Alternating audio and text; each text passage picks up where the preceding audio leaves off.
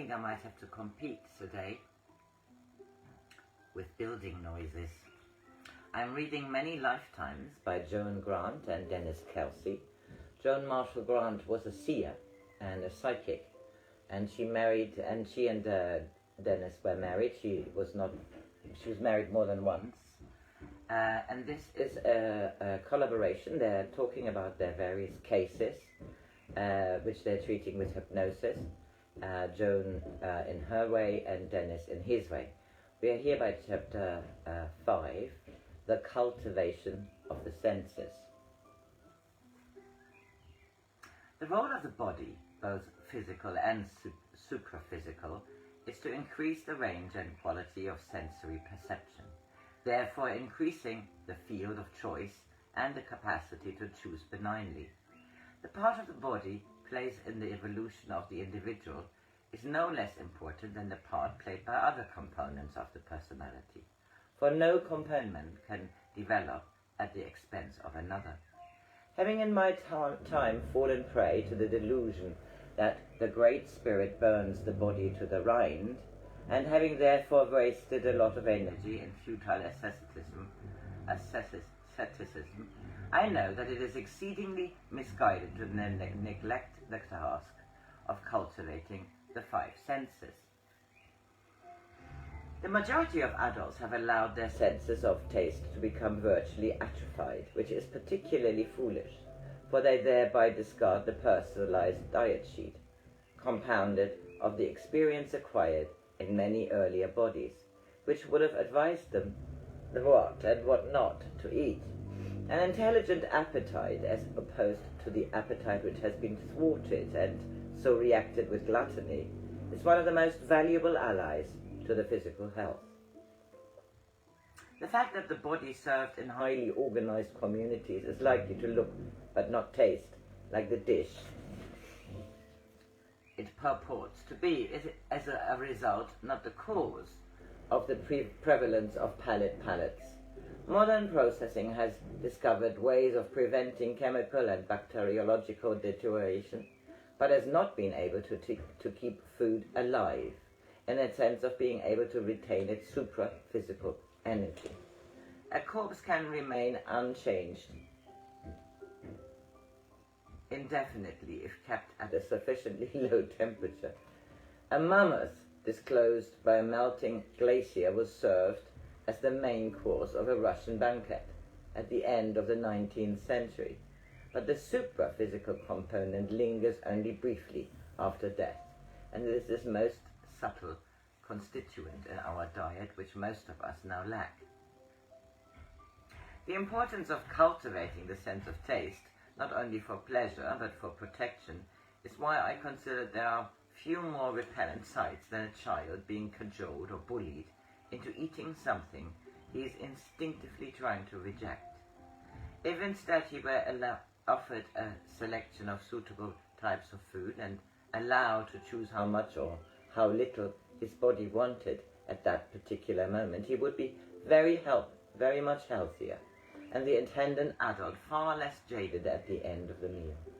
Parents who feel impelled to shovel prescribed amounts of food into their protesting young would have done better to invest in an automobile than in a baby, for they would have done no harm to the machine by rigidly following the manual, which advised the correct quantities of oil and gasoline. The contrast between the taste education of the average American or English infant and the robust appetite encouraged in their French contemporaries, especially in rural areas, is illustrated by an episode which Charles and I witnessed in 1956. The scene is the Hotel Beau Rivage near Cahors on the River Lot. We are just finishing our first course when there enters a party of 4 adults and 7 children.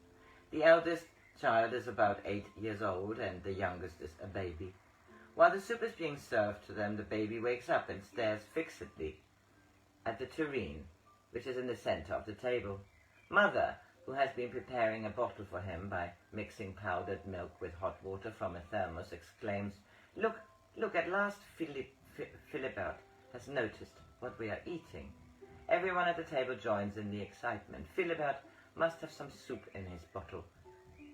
Clamour the other children. He wants it, he wants it. Mother, delighted, tips away half the formula and tops up the bottle with soup. Good, rich soup it is too. And not the palate broth, which is all Philibert could have hoped for if he had been born English or American.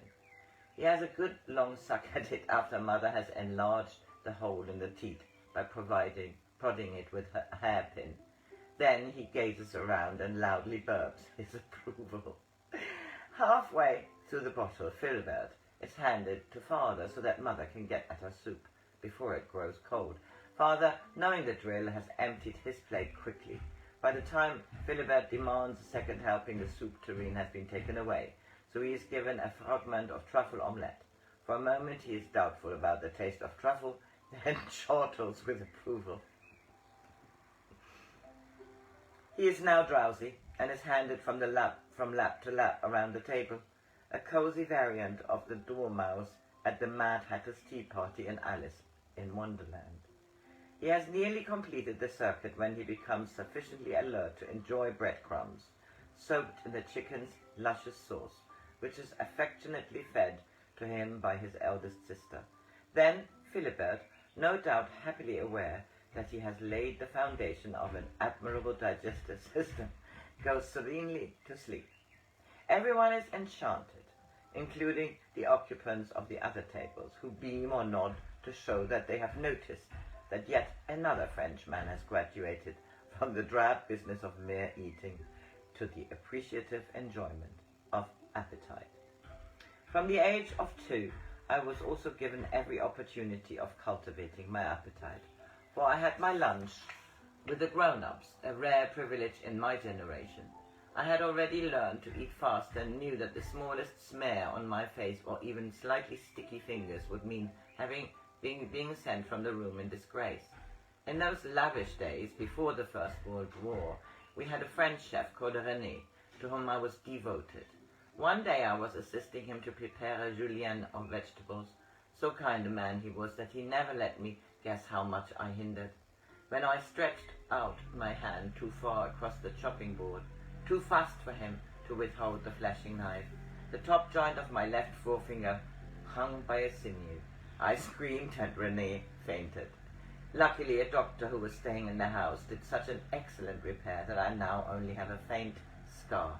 But René took the accident far more heartily than I did. Every night after I was in bed, and my current governess had gone to her solitary supper, he brought offerings to me, chocolate rabbits, stuffed with cream, marzipan birds perched on spun sugar nests, pâtés of crab, rich morsels of duck mousse, banquets in miniature on which I thrived. I had always thought that this early training had been the foundation of the highly developed sense of taste, which makes it easy for me to detect the ingredients in a dish and so to be able to reproduce it. But I only recently discovered that the faculty was acquired much earlier in my long history. I had apologized for a deficiency in the soup, which no one else seemed to have noticed, and the same evening, while I was doing a lever shift to find out some other information, someone asked me the question, when did you acquire your hyper-acute sense of taste? To my surprise, I found that the answer came from a life of which I had no previous knowledge. I belonged to a nomadic tribe whose diet was mainly vegetarian. I cannot recall whether this was due to the scarcity of game or their lack of expertise as hunters. Before any newly discovered plant was officially declared edible, it was tested by the tribal taster. He, for I was then male, put a minute fragment of the unfamiliar leaf or fruit or fungus first on and then under his tongue, concentrating intently on his reaction to it. If the taste were agreeable, he would swallow a larger morsel and then during the next few days would ingest increasingly large amounts, until he was sure that even a bellyful produced no unfavorable side effects. When side effects occurred, their nature was given careful consideration. Were these so slight that the substance could be used as food in an emergency? Had they some specific effect, such as to cause a profuse sweating or purging, or to alter the rate of heartbeat or respiration, which indicated that they might be a valuable addition to the tribal medicine? I believe that the reason why many primitive peoples have a remarkable knowledge of plants, which can be used as herbal remedies, is due not to chance, but to chance observation, but to this type of specific training. Gypsies, for instance, were well aware of the efficacy of a preparation of foxglove leaves as a palliative for dropsy, and certain heart conditions long before a gypsy woman told her secret remedy to a 19th century doctor, through whom it was introduced as digitalis into the pharmacopoeia.